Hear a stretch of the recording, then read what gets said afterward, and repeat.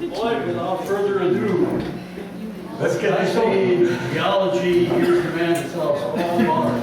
Okay, a little bit more than the Ice Age geology.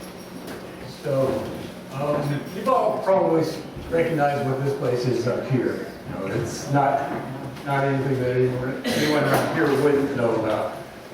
But the gorge is just, it's always amazing how beautiful the gorge is. And probably you too. It's really, I mean, idyllic is probably an understatement. But, you know, it hasn't always been that way. It hasn't actually even been a gorge for a whole 40 million years. It's only been a gorge probably for the past 17,000 years or so. So before that, it was a river valley. It was not the nice box shape that we see when we drive through today. So to begin with, the Pacific Northwest, as I say here, it's a jigsaw puzzle. All these different colors in through here are something that's called terrains, and the buff color here, that's what the original, or what the older continent, the United States or the North American continent, comprised. So this is back before about about 65 million years or so. Well, actually, I guess probably 75 million years. I need to read my own slides, I guess. But these terrains have been created onto the continent. So what is a terrain? So probably most of you are familiar with plate tectonics and continental drift and all that stuff. That's been around for as long as I've been around, so it's fairly well known. We've got the mid-ocean ridge. We've got magma coming up the mid-ocean ridge, adding to the oceanic crust. The oceanic crust migrates away from that, probably partly due to just gravitational pull. The slab, as it gets farther and farther away from the mid-ocean ridge, it gets denser, heavier, and so it tends to dive off, and it dives off underneath the continent itself, the continental edge here. Because the continent is composed of a slightly less dense rock, it's a lighter rock, and so the heavier rock tends to slide down underneath that lighter rock. In the process, though, it's carrying things on its surface. It's carrying a lot of sediment that accumulates on the surface there. There's islands that grow up that are built by reefs or built by, are often things that are coming up out of the mantle below that build a volcanic island up there, and then reefs built around it and stuff. So those things get carried along on that plate until they hit the edge of the continent there, and they get scraped off. So all these little pieces in through here, these are meant to be the idea of pieces of that oceanic crust that have been scraped off as the crust itself dives down underneath.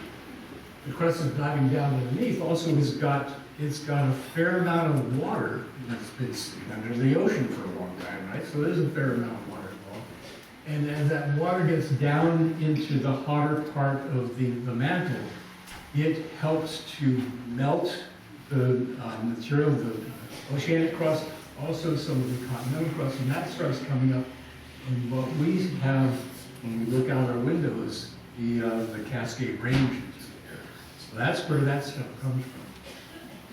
So this is what a terrain looks like.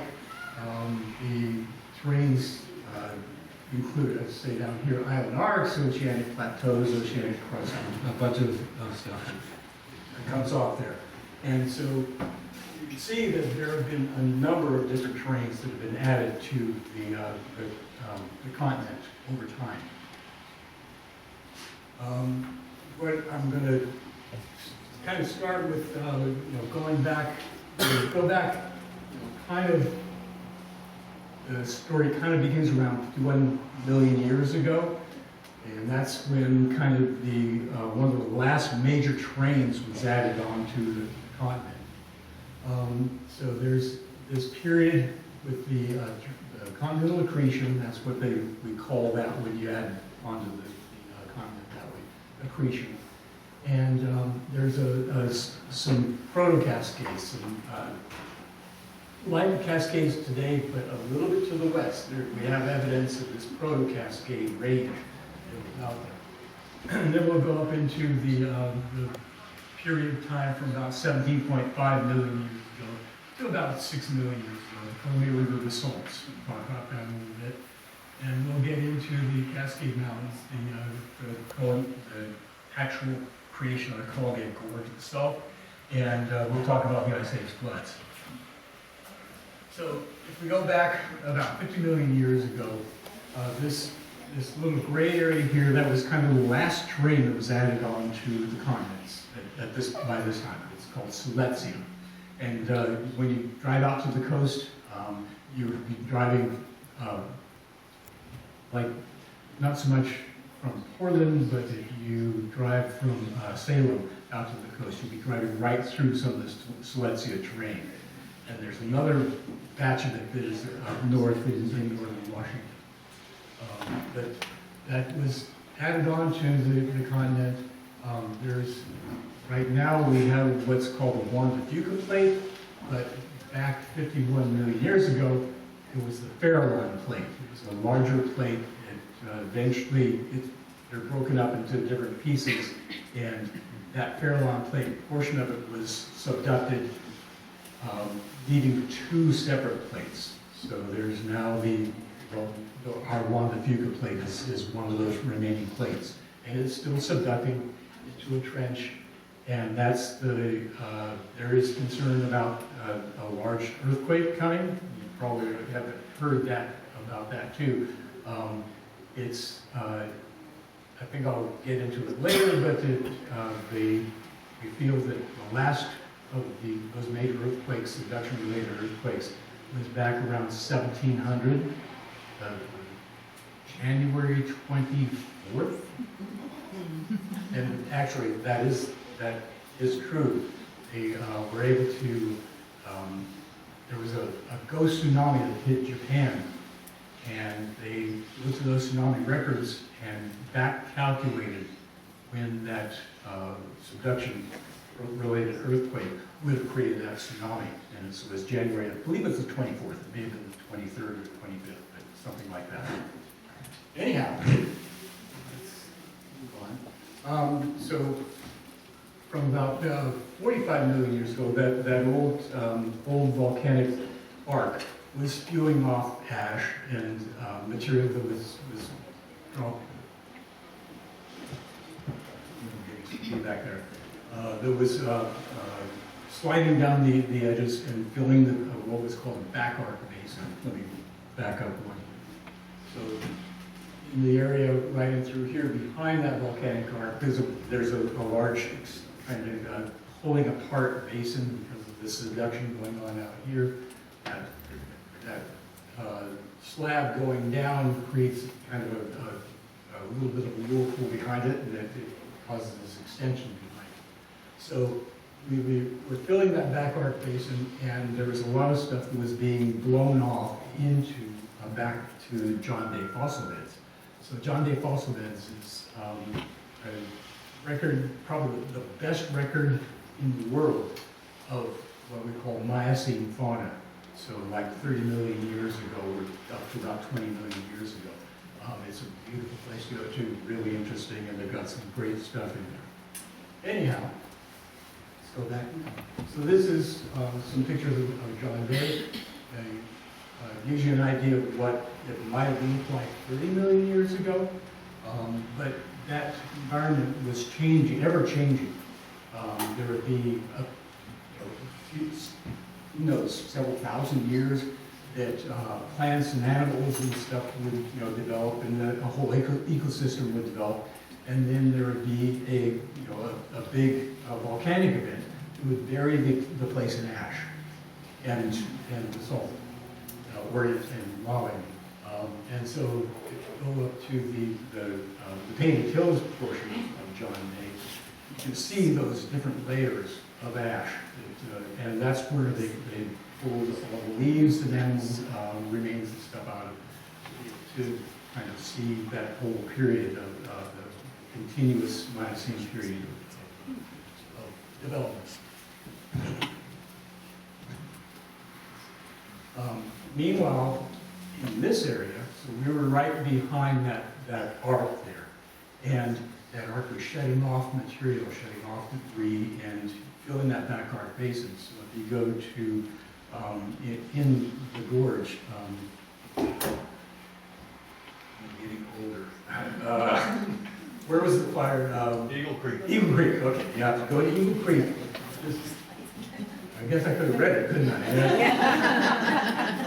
I am getting older. If you go to Eagle Creek, that's one of the places where that older material is actually exposed. So it's one of the few places in the gorge you can actually see that older material. It's interesting if you are heading out this way, you take the Eagle Creek exit, and then as you're getting back on again, there's a whole nice exposure of that Eagle Creek formation. They're just looking at you. Or if you go walking, hiking up through it, you can actually see some of the material that's in there. It was what we call a reflow. So it's that material that was being eroded off the volcano and just coming down in gushes, and just mud and everything that it can carry along with it. Deposited down in that back arc basin area. So that carries us through a good portion of time there, up to about 17.5 million years ago. That was kind of the situation here. And I was hoping to be able to add an image in that give you an idea of where the Columbia River was running through, but I wasn't able to. We had some little glitches up front here. So during that period, the Columbia River was running down through this area here. Right now, the Columbia River is running out along the edge of that brown area and then cutting back over here. There's some really neat stories in there, and I wish I would have had a chance to put that stuff in. But let's move on and just kind of keep that in mind, that the Columbia River was actually not running where it runs today by any means. And we had a number of different paths for the Columbia through this area, which is now the gorge. It was actually about 17.5 million years ago when the major volcanism began. About 16.7 is when it migrated up into the central Washington area. And there were these, it's called flood basalts. It had to do with subduction and things that were going on, very complex story there. But the lava that was coming up was from very deep in the earth. And when it hits the surface, it was very fluid. Geologists call it a very basic, ultra basic lava. The result was it was actually very fluid. So it came up along these little green spots here are meant to be fissures along the Oregon, Washington, and Idaho border area. So that's where most of it was coming up from. And in the first about 500,000 years, 90% of the volume of lava is indicated here in this area, the central Washington area. About 90% of that came up in the first 500,000 years. And it was fluid enough, it could flow up to like 5 miles an hour. So it wasn't like in Hawaii where you see things, just little tricklets. This was like a flood of salt coming out. And there were probably close to 300, not more than 300 different flows that came up. This over 500,000 years, but still, it wasn't like a continuous thing, very independent flows. But there's a total of a little over 3 miles thick in the central Washington basin of this stuff. So it's 300 stacked things that you see when you're out driving through the gorge. You see those nice vertical walls, and there are layers in that stuff. That's that Columbia River basalt. Okay? 300 of them, and 3 miles thick in central Washington Basin. We only have about 20-some, maybe 21, 22 of the flows actually made it through the gorge. Okay? And not only made it all the way through the Columbia River Valley. So there's the information that I was just sharing with you.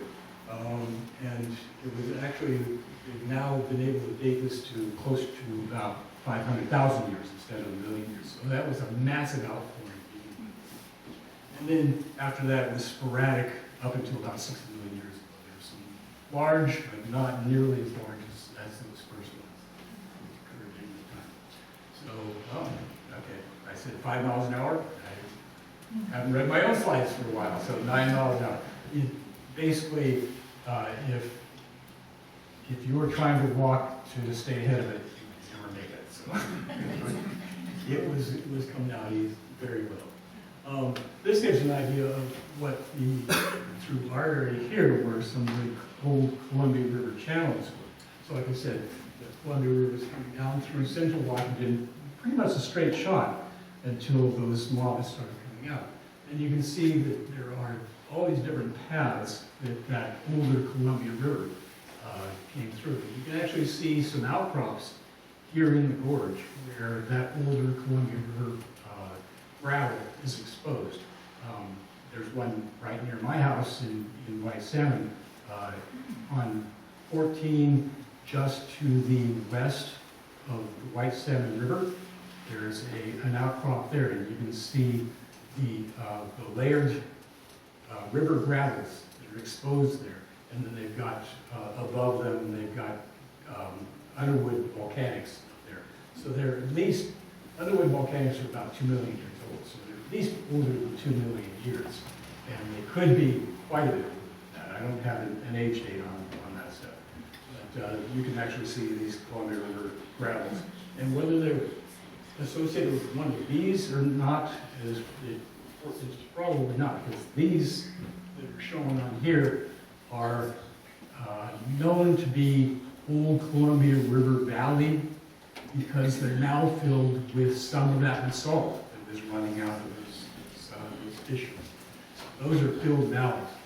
Matter of fact, so if you go and take a look at Vista House, the basalt, this underlying Vista House, that whole stack of basalt there, that is one flow that filled in Columbia River Valley. And so when you're looking at that, you're looking at a valley fill. And at the time, the valley was the low spot, so lava flowed through it. But now that lava is more resistant than the rock around it. So the rock around it has been eroded away, leaving that freestanding up there. And then we built the Vista House on top.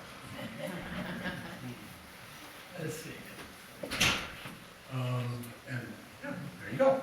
Yeah. So then about 5, so that takes us up to about 6 million years ago, with the last of those flows coming out of the eastern Washington area. So about 5 million years ago, we started seeing the rise of the present-day Cascades. And that has to do, again, with more subduction-related things. It's, like I said, a very complex story, and if I tried to tell you that story, it would be about 3 days. So we won't try that one. The Columbia River, as the mountains rose up, the Columbia River cut down into a valley, a river valley. So probably something like the Mississippi River Valley. So it was wide, it was up to 20 miles wide valley, and probably had the Columbia River just kind of cruising through it, kind of meandering its way through. But at this time, it started with what we call shield volcanoes. So these are Hawaii is a shield volcano. If you have been to the Big Island of Hawaii, or you've seen pictures of it, you know, it looks like a nice, volcano sitting up there. But if you took all the water out of the ocean, you'd realize that this is just extensive liquidity. So it's actually more of a rounded feature. It's only the very tippy top that we're seeing up there. It is actually the largest volcano on Earth. And you wouldn't know it because all you see is little things sticking up there. It's on the order of Mount Hood. You see it sticking up. So we started out with those shield volcanoes. Well, if you are in the Underwood area or the White Salmon area, you drive up through to Trout Lake. You're driving through a bunch of old rounded cones. If you take a look across the river from my house, you see a bunch of these rounded hills over there too, and they're all these shield volcanoes. So that period lasted to about 50,000 years ago. There was not so much going on these days, thankfully, but it was there.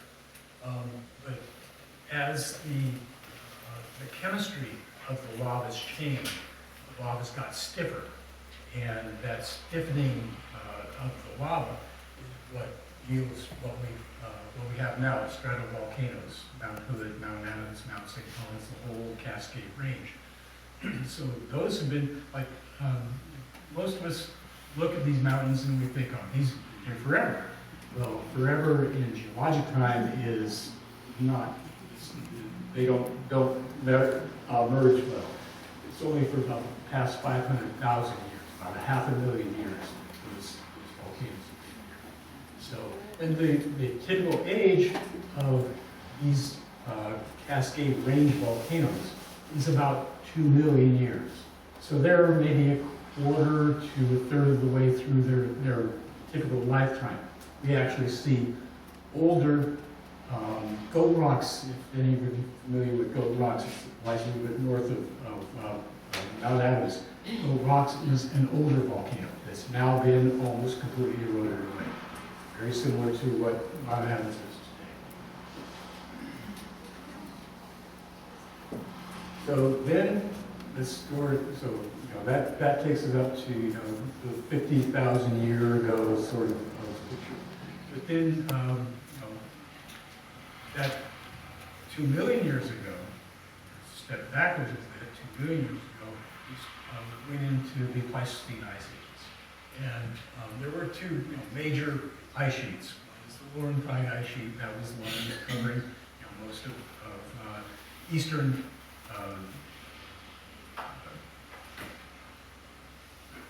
My head, the eastern North American continent, and we also have the Cordilleran ice sheet, which covered west of the Rockies, basically. So coming out of Canada, the Canadian Rockies right up through that dividing line between those. So there were actually 4 major ice advances and a bunch of other ice advances in that time period. So the ice would advance and retreat, advance and retreat. And as the ice moved, it would grind away at the underlying rock, sometimes pulling out pieces of the rock, sometimes just grinding it down to a rock flour and carrying that material down to the nose of the glacier areas there. And then, because this was also a very difficult climatic situation, there were high winds that were blowing through there, very cold, obviously. It would pick up that rock flour at the melting nose of those glacial ice sheets and blow that out across, it actually blew out across central Washington and into Oregon. The deposits of that glacial rock flour, it's called loess, get up to 200 to, in some cases, even 300 feet thick out in central Washington Basin. You drive through there, you'll be driving in the scablands and see these hills that are surrounding the scablands there. And we'll get to the scablands in a second. But those hills are those hills, so it gives you, if you're driving through there, it gives you a sense of how much is actually accumulated there. So the ice sheets, the last major advance peaked around 20,000 years ago, and then it began to slowly peel back. But there was still ice moving in, so it was not just a continuous melt back. There was still, the front was being replenished the whole time. And there was a lobe that stuck down. It was called Purcell Trench Lobe, and it came down and blocked up the Clark Fork River, which is the main, in fact, the only exit point for water accumulating in the western Montana area. So it was its main outlet. And that ice dam plugged up that.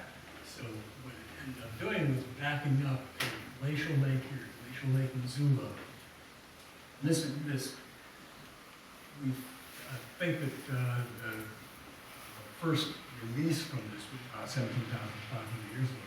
But an ice dam plugged this lake up. The lake accumulated something on the order of 500 cubic miles of water. So 500 cubic miles of water is about the equivalent of Lakes Erie and Ontario today. So we're talking about a lot of water. It extended all the way back past Missoula, Montana. Let's see. So this gives an artist's interpretation of what that ice flood may have looked like against the lake. And if you go to Missoula, Montana, the Mount Jumbo behind Missoula, it's got these horizontal lines in it. And for a long time, people talked about those being animal tracks. Yeah. When you see them around here, actually it's not even animal tracks that cause that around here, but there we have a very good representation of what caused that. It's different lake levels over time, and with the difficult environment that was there, in with blow waves up against the lake edge and cut these benches. So those are wave cut benches. We call them strand lines. And you can see they're best expressed when there's snow on them. If you see them in summertime, they're not quite as clear to see. You can actually climb up to the top, and they end up at an elevation equivalent to a 2,000-foot or so deep lake at the maximum. And there have been some good ideas on how these things develop. Some originally it was thought, as maybe as the lake would increase in depth, that those would cut, but then the floods should have taken all that stuff away. So the idea now is that we're looking at a series of lakes that were decreasing in maximum depth. So the deepest lake that we have been able to imagine would have been about 2,000 feet deep. And the ice flood would have been probably on the order of 3,000 feet thick. But as the lake increased up to that 2,000 foot or so depth, it actually began to undercut that ice plug. And it's called hydraulic mining. And so it would melt the base of it and also go up into the ice itself, weakening the ice, until eventually that ice plug just collapsed. And we believe it collapsed catastrophically. It's just like, bam, the whole thing broke apart. And you can see that there would have been massive icebergs that would be carried away in the floodwaters. Those icebergs are carrying, all that rock that it has scraped off and carried down out of Canada. So those icebergs are flowing in these floods. And as it would take probably, we're estimating 4 days for that 500 cubic miles of water to drain out completely. And then the ice is still advancing and plug it up again. So I think that we've got pretty good evidence that there were at least 40 of these floods that occurred, and possibly over 100. So this is a repeated kind of event. And these up to 120 times is what the old information that I had, but I've been talking about this thing too long, so I'm not updating it often enough. And of course, as the ice ages waned, at 20,000 years ago to about 13,000 years ago period, the ice dams got weaker through time. So that helps to explain those different levels in Mount Jumbo there. Okay. So the floods that exited Glacial Lake Missoula ran into another lake over here. It's called Glacial Lake Columbia. So it was another glacial lake that was bounded on the north by the ice sheet up here, and on the south, the ice sheet had actually depressed the crust. So the crust, was, say it's relatively horizontal, but as you load the ice in the back, that crust begins to kind of shift up, and it created a bulge in the front. So that bulge helped to trap water between the bulge and the front of the ice. So that was Glacial Lake Columbia. Two major lakes that developed there. And then when Glacial Lake Missoula broke through the ice, it ran into Glacial Lake Columbia, and all that water just overpowered away from that, overpowered the bulge that was trapping it, and allowed that water to stream out through central Washington. So some of the earliest floods probably came down through the Wenatchee, following the old course of the Columbia. Eventually, this Okanagan lobe of the glacier came down and blocked that up, and so redirected some of the flow down the what's called the Grand Coulee. And then a lot of it came down through this area here, which is called the Scablands. And that's the area I was talking about. If you're driving through, you can see these loose hills. As it would come down through, it eventually worked its way down to Wallula Gap. And Wallula Gap was too narrow for all this water to pass through. So it would back up with what we call a hydraulic dam. The water was flowing through, but not nearly as fast as water was coming in. So you developed these temporary lakes. And the temporary lake waters actually made their way back flooding the Snake River all the way to Lewiston. So you've got deposits where that lake developed, water quieted down. And scraping all the material off, the loose material off the scablands up in here, carrying it down with it in a real muddy kind of mix.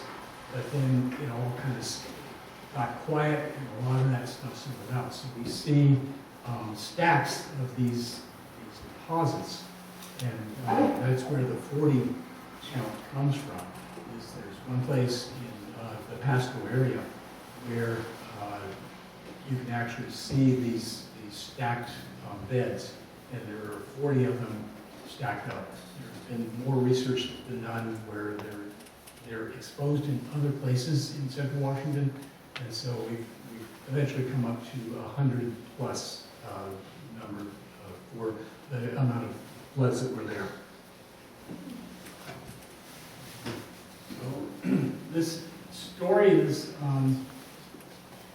it's been around since about 1923. And this guy, J. Harlan Bretz, interesting, he doesn't have a period after the J. He created this name for his given name is Harley Bretz.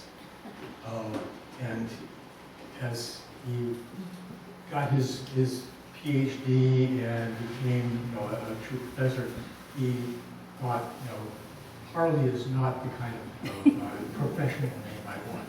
So he created his own name, taking the Harley part, became Harlan. And I don't know why he did the J, but the J has no period after it. It's an interesting bit there. But so he was educated at University of Washington to begin with. Got his, I believe, his master's at UW, and worked on the Puget Lobe area on glacial deposits there. But while he was in Washington, he had seen the recent USGS topo map of the area of an area from central Washington, and he saw this thing, and it kind of called to him, what could cause something like this? It was the potholes coulee, and it's got these vertical walls around it. It's a nice horseshoe-shaped sort of thing, and something like the wide Niagara Falls. He was really entranced by that, but he didn't do anything about it for a while. He finally got tired of living in the Seattle area. Didn't like the way the administration of the university is working. He had gone on to a professorship there. He ended up going to the University of Chicago. And I think that's where he got his PhD. And he became a full professor at the University of Chicago. And he's bringing students back out to work on his thesis area, the area there in Puget Sound. In the process, he's driving across central Washington and thought, well, let's take a look around.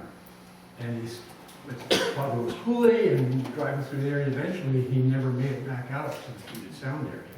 Kept his students in the central Washington area. And in 1923, he spent just a couple of months going around central Washington, and then wrote a paper on what he saw there and what he imagined the cause could be, but he didn't have a good idea what it was. It was mainly a mapping exercise that he reported there.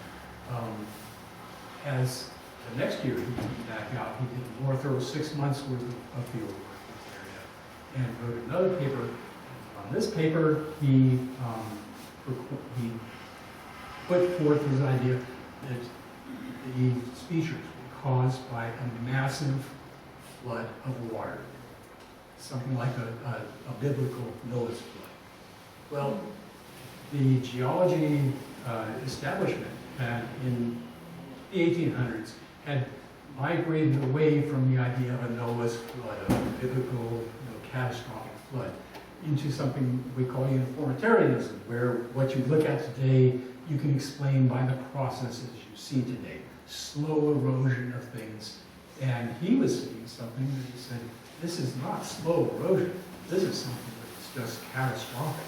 So he, with his theory of this catastrophism, bringing back catastrophism, it can go really well with the geological community. Yeah.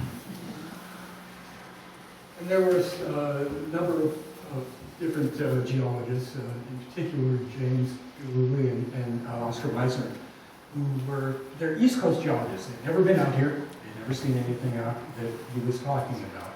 But they were so entrenched with the idea of using this uniformitarianism that they came up with all the arguments they could for why he was wrong, and that there were other explanations for this. And those explanations were batted around for at least 20, about 20 years. It took a long time, and they actually invited him out to the East Coast to give a paper. It turned out that it was not a simple invitation. They were out to prove him wrong. So he walked in, gave his presentation, and they got up one by one and came up with their alternatives to this, rather than clapping nicely and saying thank you for your work. Until this guy, Joseph Pardee, and he had been working in that Missoula area, mapping out and seeing evidence for some kind of a big lake that was through there. And wasn't until 1940 that he finally published a paper. It was said that he was actually at that meeting where they ganged up on Brett's and said something to his neighbor. I think I may know where his water came from. That was the main argument against it. Where are you going to get all this water from? So he said, I think I may know, but he kept his mouth shut. He was a USGS guy, so he was going against his bosses. So he ended up, in 1940, he finally published a paper. And he didn't actually say in the paper that this is where Brett's water came from, but it became obvious that there was a potential source for this water. So the story goes on, and if you, when we finally got in the 1970s, we finally got Landsat. And so we had aerial photography, which kind of indicated, but it wasn't really clear and wasn't all mishmashed together. But Landsat was able to actually show us a picture of what that looked like. And we did an overlay of Bretz's map onto a Landsat image, and they are almost a one-to-one correspondence. So his mapping was incredibly good. And that was finally the nail in the coffin of this is humanitarianism. It really convinced people that finally, by the 1970s, that Bretz was right. He did live long enough to kind of gloat over that.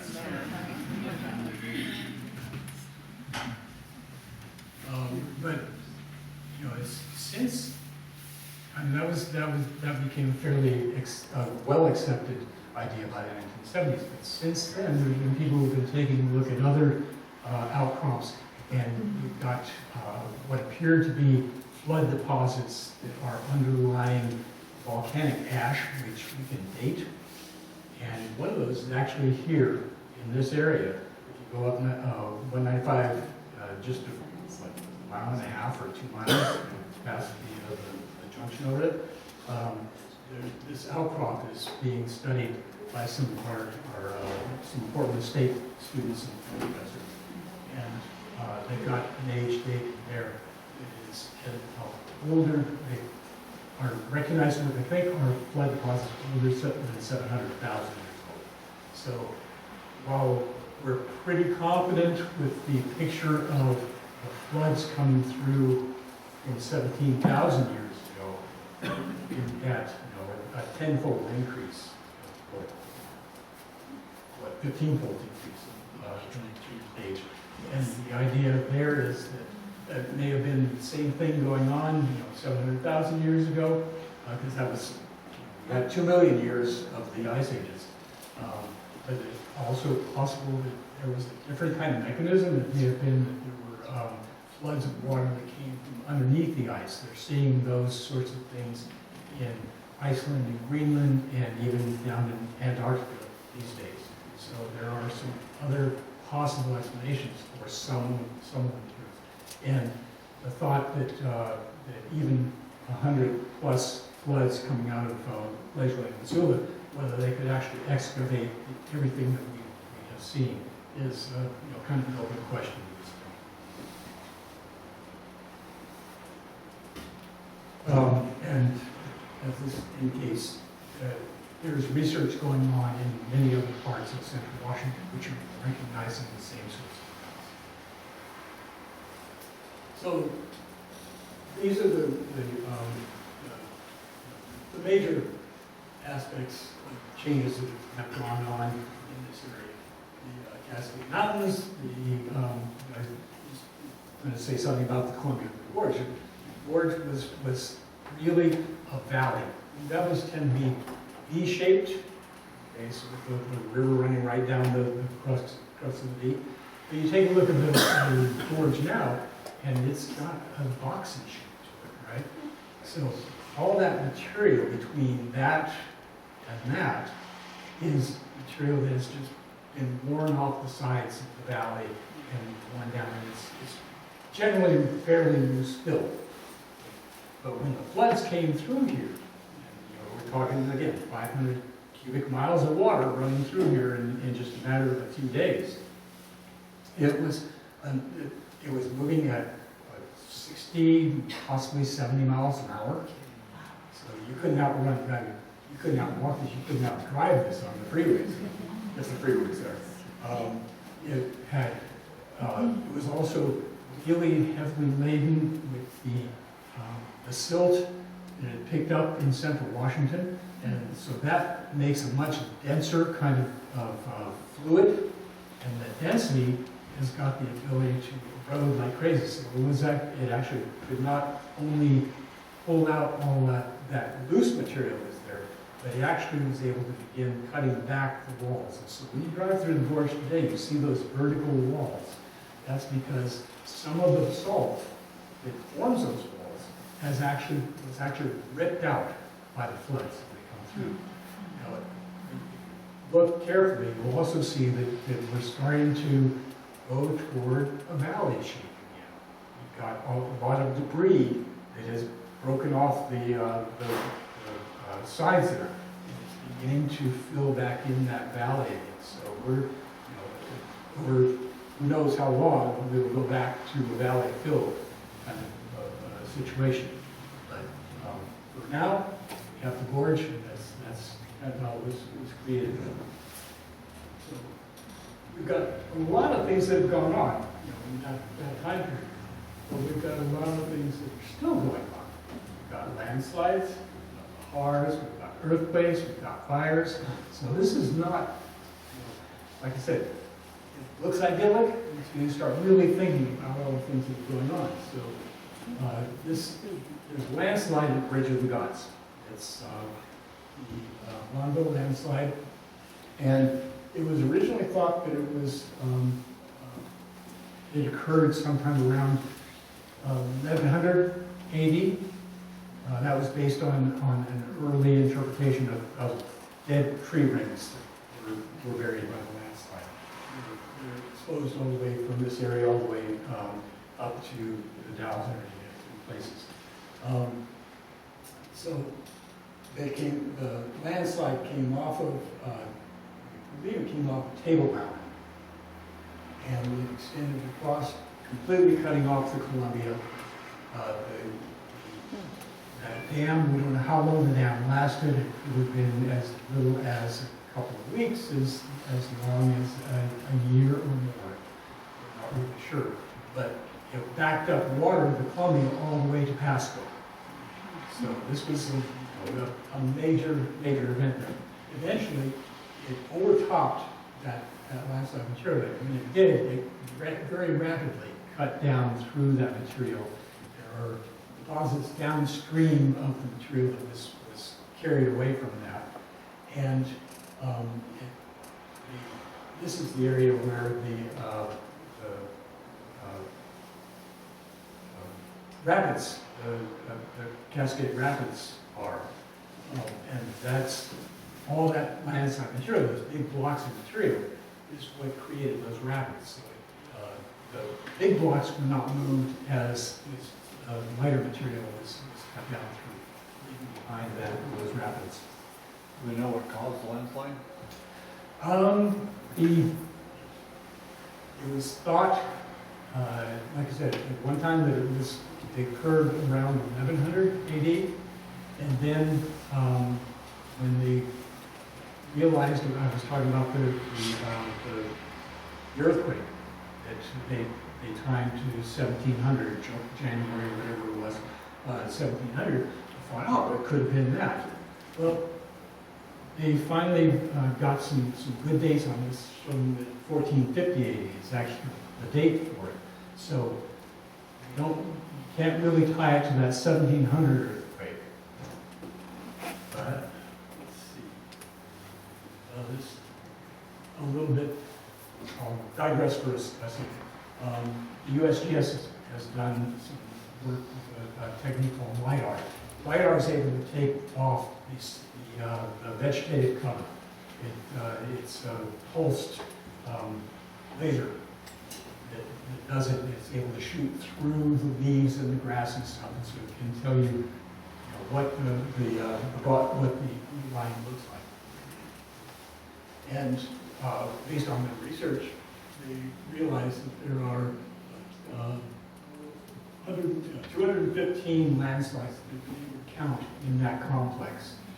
And there are at least a dozen that are currently active, and only about 20% of them are older than 1,000 years old, as far as I can. So a lot of them have shown indication of reactivation. There was actually a house that was lost. They moved the house, and it still was lost. So, I have a slide in. Maybe we'll go back to the discussion. So with the 1700 earthquake and records that have been developed since they recognized that 1700 earthquake, we come to the conclusion that on average we had a major subduction-related earthquake about every 300 years. So if you go 1700 back to 300, you're in the 1400 range, which is about when they're figuring between 1400 and 1450 for that landslide.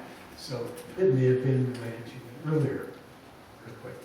And interestingly for us, if you go forward from 1700, where does that put you? I don't know how stable this building is, but if it starts shaking, you might want to head for this, head down the stairs real quick. Okay, so that landslide also generated a legend of indigenous peoples here, the Bridge of the Gods legend. And of course, we've got a Bridge of the Gods that's extant now that you can cross the river without getting your feet wet. Yeah, but at that time, that was a big deal. They could cross the river without getting their feet wet. And the legend goes that there was, that Coyote was like, he's one of the major gods in Indian lore. And he's a little bit of a trickster. And he had two sons, Pato and Waist. And Pato had his tribe on what's now the Washington side of the river, and Waist had his tribe on the Oregon side. And they exchanged across this land bridge with great felicity. They liked each other, they were brothers. Everybody got along well until an Indian maiden stepped into the picture. Of course, Lloyd as the maiden. And so then the two brothers got their tribes kind of going at each other, and they were crossing the land bridge to each other. And Coyote said, enough of this. I'm not going to put up with this anymore. So he cast down that land bridge. And this is an artist's representation of what the theory is. He cast down the land bridge, which is the breaking of that dam.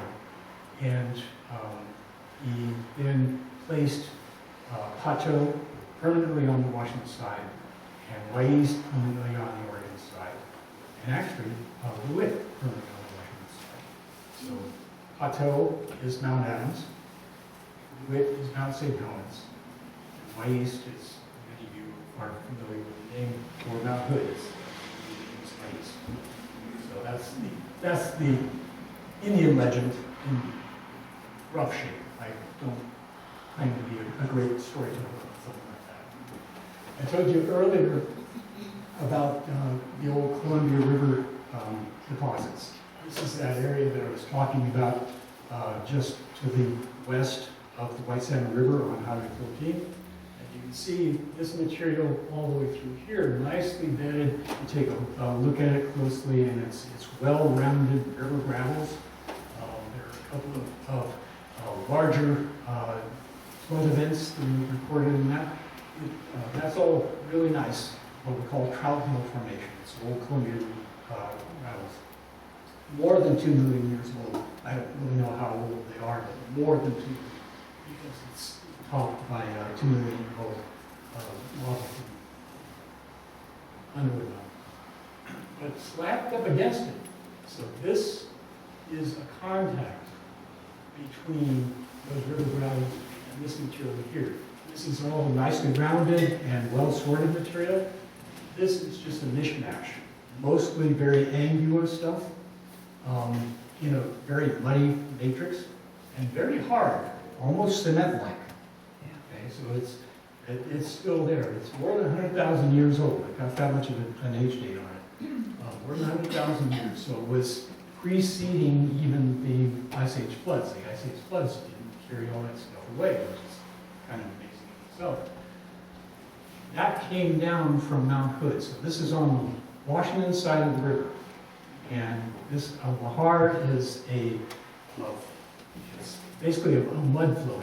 It comes often because of a little bit of melting up on, with some kind of eruptive event up on the mountain itself. Melts the ice, and that water, big gush of water comes down, carrying all the loose rock and stuff with it, mixing in the ash material and the soils and stuff, until it becomes this very gooey, muddy matrix. It can actually float rocks the size of Volkswagens on the surface of it. It's so dense.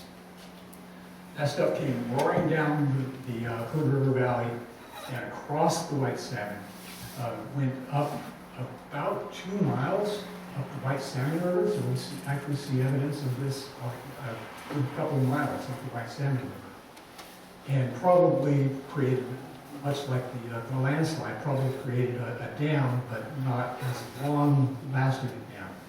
But when this stuff finally settles out, it hardens up almost like concrete. So this material here, you'll drive through there, take a look at it. There's some big boulders sitting up there. They're just kind of hanging off the edge, waiting to eventually make their way loose. They're fairly well cemented in. So we've got lahars, we've got earthquakes. What next? Oh, okay. I wanted to show this. So we've got. I'll try to do this. No.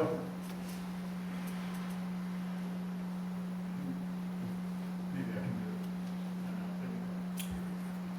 Let's see if this works.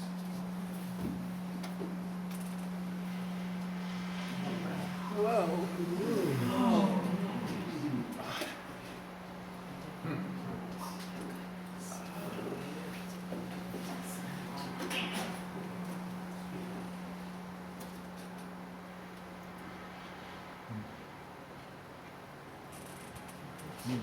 These things I found on the internet, these are actually from Indonesia, but you can also find these for Southern California.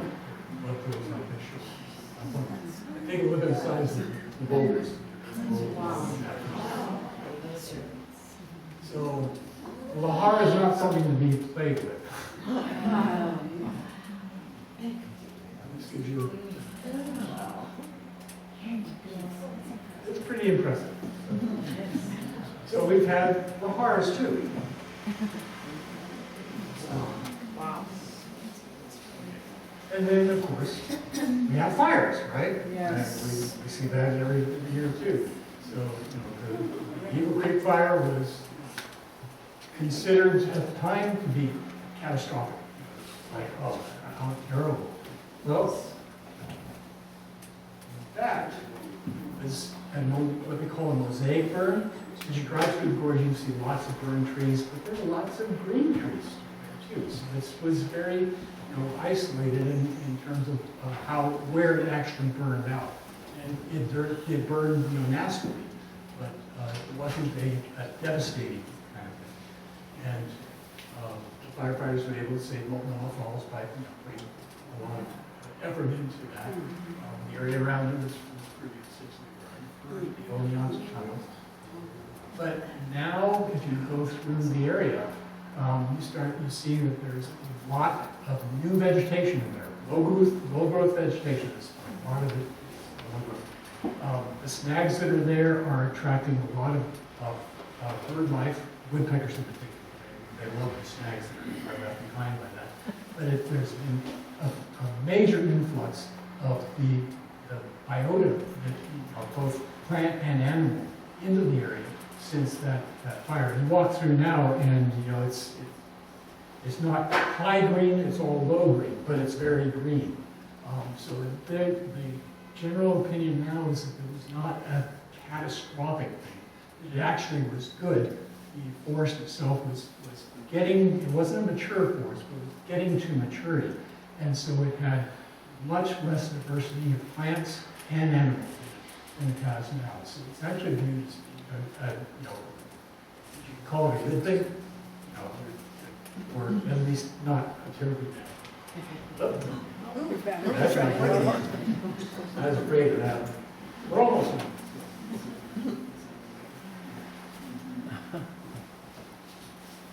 So, yeah, it may, of course, may actually be healthier. So we've seen, you know, the accretion and the proto-cascades, the Columbia River basalts, so that's 17.5 to about 6 million years ago. We're looking at since about 5 million years ago, the Cascades, and then up 17.5 thousand years ago, cutting of the Columbia River Gorge out of what was at that time the Columbia River, the Ice Age floods themselves, and landslides, fires, earthquakes, fires. Yeah, what is next? You know, or more of the same. So, rather than going straight to questions, you see, I think I've got a couple of little things here. Yeah, so this is a good picture of the photo view of these vertical basalt walls. I mean, you all see these. I know that, but it's just to give you a good example of that. They're concrete with this little arch that's there. This is probably, again, the result of the Ice Age, partly the result of the Ice Age floods, partly the result of the rock type itself, the basalt type itself, too. See little basalts out here at where the bridge comes across, right at the meeting of 195 and 30 there. These pillow basalts in there. Pillow basalt occurs when lava runs into water, either a lake or a river or undersea. It's coming up in those vents in the ocean floor. Pillow basalt develops. Basically, the lava comes up, cools rapidly on the outer rind, but it's still fluid inside. There's still fluid that's pumping into that. And so that rind kind of expands out to a point until it cracks enough, you get more lava coming out through it. So you get these kind of bulbous shapes. If you take a look at the area out there at 197, you can actually, this doesn't show it too well, but there is a, if you're on 197 rather than 30 part of it, you can actually see that these shapes are prograding out. So it shows that the lava was flowing into some kind of a lake and kind of building out on itself. This tree cast is there at the hiking area, the syncline hiking area on the road up to the syncline. There's a little opening on the side there, and this is going back that 17 million years ago when the flood basalts were coming through. They wrapped around a forest of trees. There's one large tree that wrapped around, and you can actually see the texture inside shows that the tree was alive when it first started getting inundated by the basalt. It's got this kind of ropey texture, so the tree was throwing off all of its moisture. And then about maybe 3 feet up, that changes, the texture changes to this kind of checkerboard texture, and that's the texture of the tree bark itself. So the tree had, by that time, it had given up all its water, and now the lava was just matching the bark. And then eventually it necks down, the tree burned out, and there's a little drop stone up near the top. And over time, it just all that ash collected until the road crew, and oh, by the way, geologists love road crews because they do all these road cuts. But now you can actually take a look at that thing and see inside of it. On 14, just past there's a rest stop over on 14, and just to the west of that, I think it's a quarter mile probably. You see this feature here. It's this material here is mudstone with a lot of plant material, a lot of tree limbs and things like that mixed in with it. It's been baked, so the tree limbs are actually they've been petrified. So you can actually pull some petrified wood out of this stuff. And what happened there is that one of these lava flows came in, and there were probably some lobes, at the beginning part of it, and they were coming into what was probably a swampy area, and they were bulldozing that swampy material because the lava was, of course, heavy. It's lying over an older flow here, so it was bulldozing that material up between the lobes. And as the lobes continued to grow in height, it kept squeezing that stuff up. And I think the computer just died on it. So next time you go over there, take a look at that. So now go back to the questions. Do you have any questions? How far down to the ice sheet comes? Okay, let me repeat this to the folks downstairs. Say again, Roger. How far down to the ice sheet come? How far down did the ice sheet come? The ice sheet never made it in the Puget Sound area. It made it down to the Olympia kind of area. But farther east, it made it down to Compass Sandpoint, Idaho, in that lobe that blocked up the river there. The Okanagan lobe made it down probably a little bit south of Wenatchee, but not too much farther. There's a plateau up there. It covers the top of the plateau there. And you can actually see, if you drive across that plateau, you can actually see some of the glacial remains that are there. Okay? Other questions? Another one? Yeah. Yeah, I was wondering if your organization, people that belong to this Ice Age organization, do you ever give tours through the Columbia Gorge? The Ice Age Institute did tours. Yeah. I used to give tours that the general public could get, could tag onto. And we started having a lot of working people. And we were seeing a decrease in the interest. And so from about 2010 to about 2016, I was giving these tours. And I kind of ended in around 2016. Now I give tours primarily as donations for groups, foundations, and things like that. So they can auction them off. If there's a group that wants to gather, then one of the groups from the Discovery Center got together and had close to 20 people who wanted to go on a tour. And I'm happy to do something like that as long as I don't have to organize it. So, And it was great. and there's no charge as far as I'm concerned. We have to organize the bus and stuff like that. And we usually stop, at a group hub on the way to have some refreshment about halfway through. And it's I usually give this presentation in the middle of it. So if you've seen this presentation, you can always come late to the thing and just go to the tour. But yeah, I'm happy to do something like that. I think it's important that we share this stuff. And I got a little lazy trying to do it all myself. So. Other questions?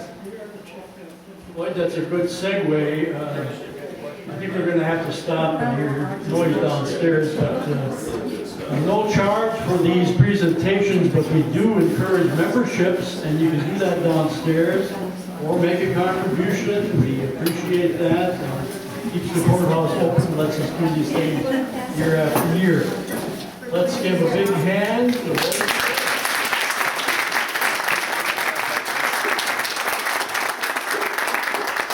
next week, wine, vineyards and winery.